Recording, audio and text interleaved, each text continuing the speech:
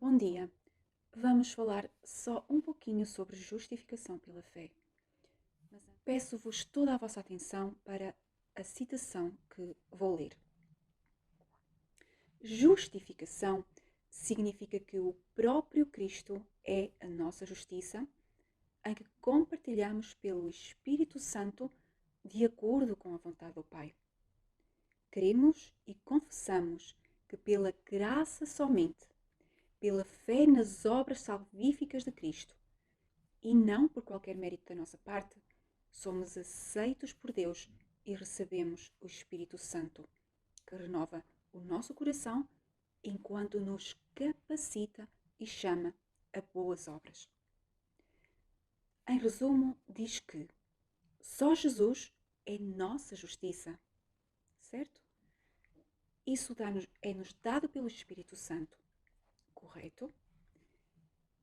De acordo com a vontade do Pai. Somos também aceites pela graça somente, por meio da fé no que Cristo fez por nós, sem mérito da nossa parte, e é o Espírito Santo que nos capacita para as boas obras. Perfeito. Não é isto que nós acreditamos como sendo justificação pela fé? É uma referência ao que está em Efésios 2, 8 a 10. Está na Bíblia. Está corretíssimo. Então, qual é o problema? Eu vou ler novamente a citação. Justificação significa que o próprio Cristo é nossa justiça, em que compartilhamos pelo Espírito Santo de acordo com a vontade do Pai. Juntos, nós, católicos e protestantes luteranos, cremos e confessamos que pela graça somente, pela fé nas obras salvíficas de Cristo, e não por qualquer mérito da nossa parte, somos aceitos por Deus e recebemos o Espírito Santo que renova nosso coração enquanto nos capacita e chama a boas obras.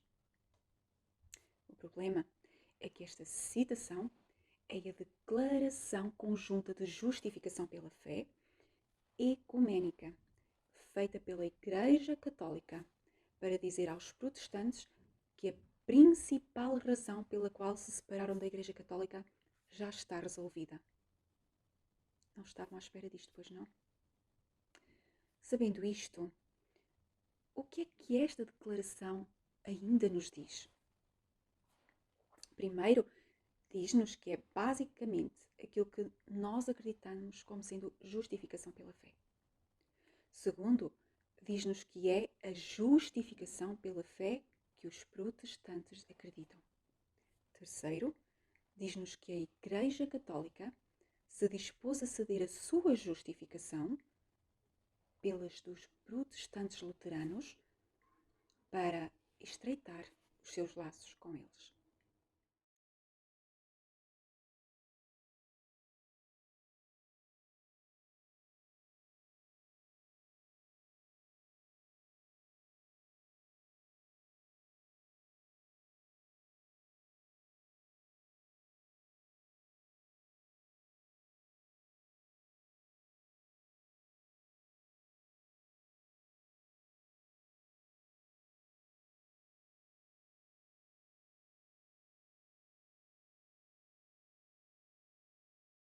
Mas há uma citação de Ellen White em Review and Herald, 1 de abril de 1890, que nos revela que a justificação pela fé é a mensagem do terceiro anjo.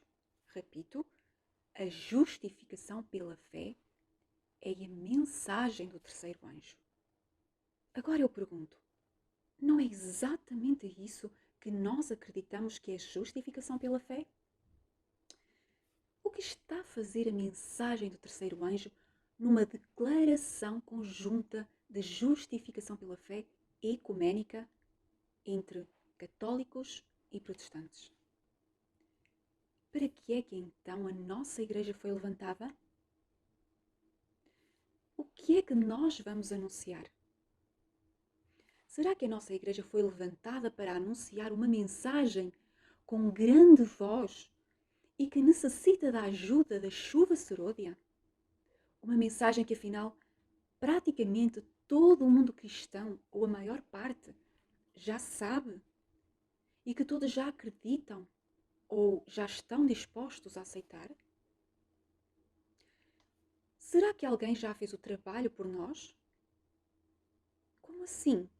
Se os protestantes já acreditam nisso há séculos, por que é que Deus nos chamou a nós, como igreja, em 1844, para anunciar uma mensagem que já estava a ser anunciada pelas igrejas protestantes luteranas há tantos anos? Ellen White, em 1888, diz que o forte pregão do terceiro anjo já começou na revelação da justiça de Cristo, o Redentor que perdoa os pecados. Este é o começo da luz do anjo cuja glória chegará a toda a terra. Em outro lugar, ela diz que gotas da chuva serôdia começaram a cair no entendimento do que é a justificação pela fé. Mas como pode isso ser? O que é que isso significa? Ela disse que o forte pregão começou com o quê? Na revelação da justiça de Cristo, no entendimento do que é justificação pela fé. Mas nós não sabemos já o que é a justiça de Cristo, o que é a justificação pela fé. O que ela pronunciou significa que já naquela época começou a ser revelado o que era a justiça de Cristo e a justificação pela fé. Nós começamos a revelar o que era a justiça de Cristo e a justificação pela fé para fora da nossa igreja? Não. Isso começou a ser-nos revelado a nós, dentro da denominação. E o próprio entendimento do que é a justiça de Cristo e a justificação pela fé era já o começo da chuva serôdia. A justiça de Cristo e a justificação pela fé têm de ser primeiro entendidas por nós, reveladas por Deus a nós, para depois o podermos pregar aos de fora. Só pode haver uma conclusão lógica em tudo isto. Nós ainda não entendemos completamente o que é justificação pela fé e a justiça de Cristo. Isso significa que ainda não sabemos o que vamos anunciar ao mundo. Irmãos, estamos sem espinha dorsal. Isto tem de fazer parar todos os nossos empreendimentos. A razão pela qual fomos constituídos como igreja ainda não foi compreendido, ainda não foi recebido nem completamente revelado. E ainda não nos foi revelado mais porque não aceitamos o que já veio.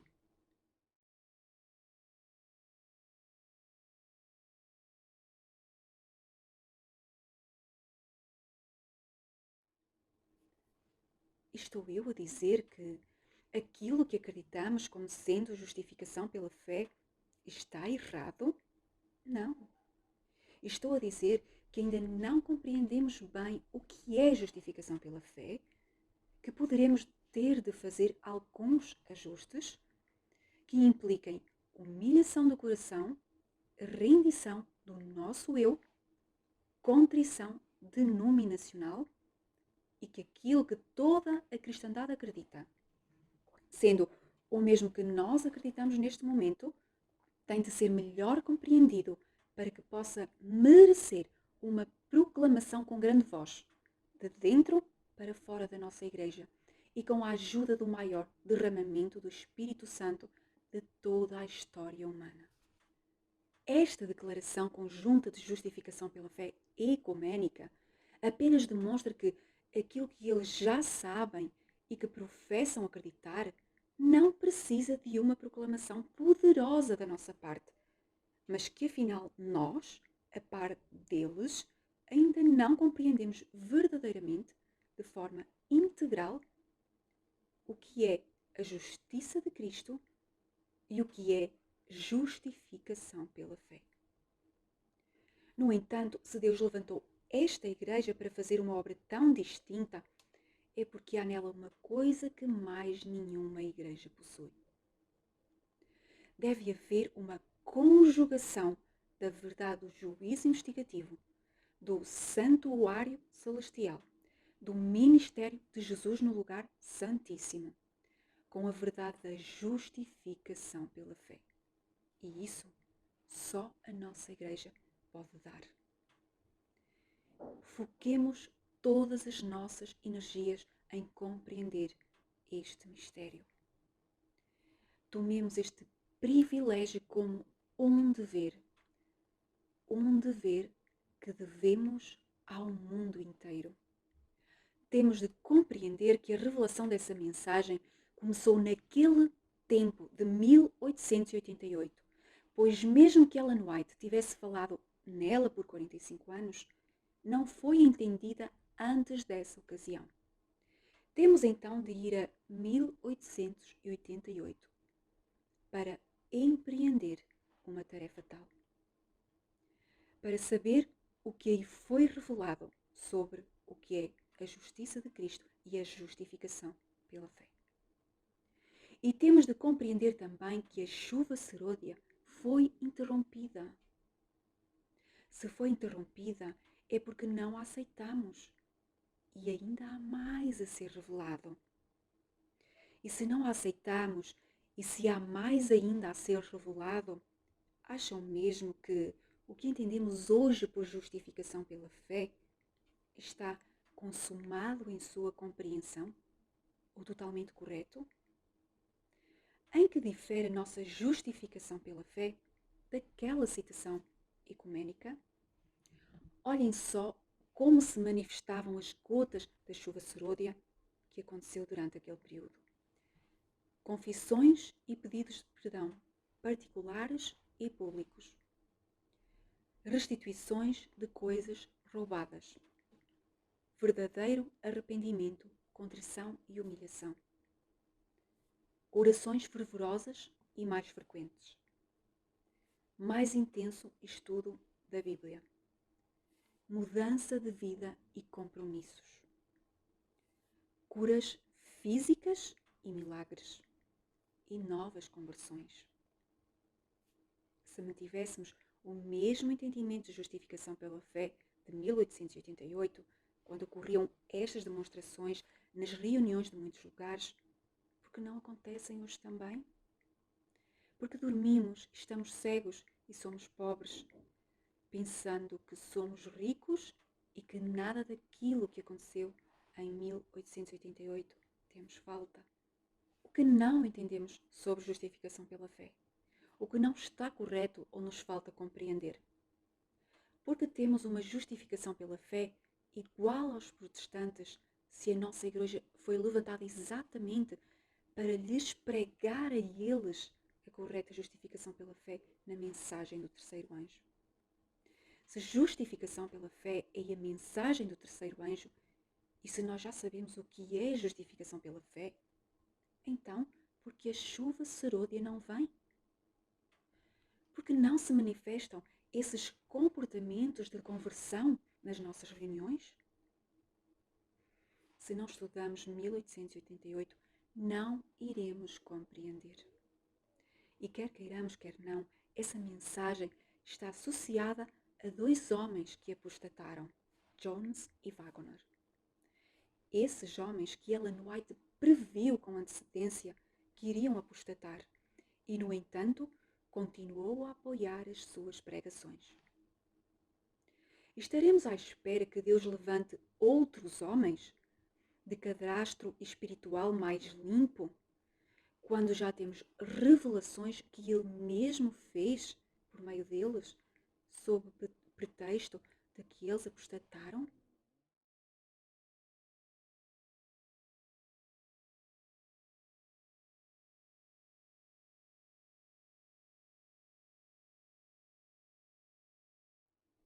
O Espírito Santo não se engana. O Espírito Santo também não virá enquanto mantivermos ignorância, incredulidade e orgulho ministerial. Não podemos aceitar a mensagem e, ao mesmo tempo, odiar os mensageiros. Precisamos fazer uma confissão pública denominacional. Mas, para pedir perdão pela rejeição da mensagem, é o mesmo que admitir que não a aceitamos e, contudo, muitos livros têm vindo a tentar provar exatamente o contrário. Terá Deus de percorrer caminhos irregulares, não obstante a nossa objeção e resistência a aceitar tudo o que não está conforme nossos modelos de revelação? Por quanto mais tempo Deus terá paciência? Diremos, pois, não conheceria eu o Espírito do Senhor se estou na obra por tantos anos?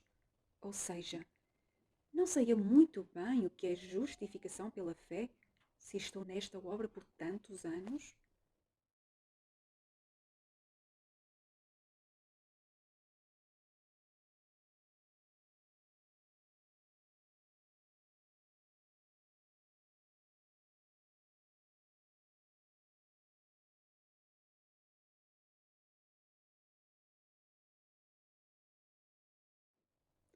Os evangélicos têm uma justificação pela fé que fica apenas no perdão e que é meramente uma declaração legal de absolvição, que me declara justo e, contudo, não o seja.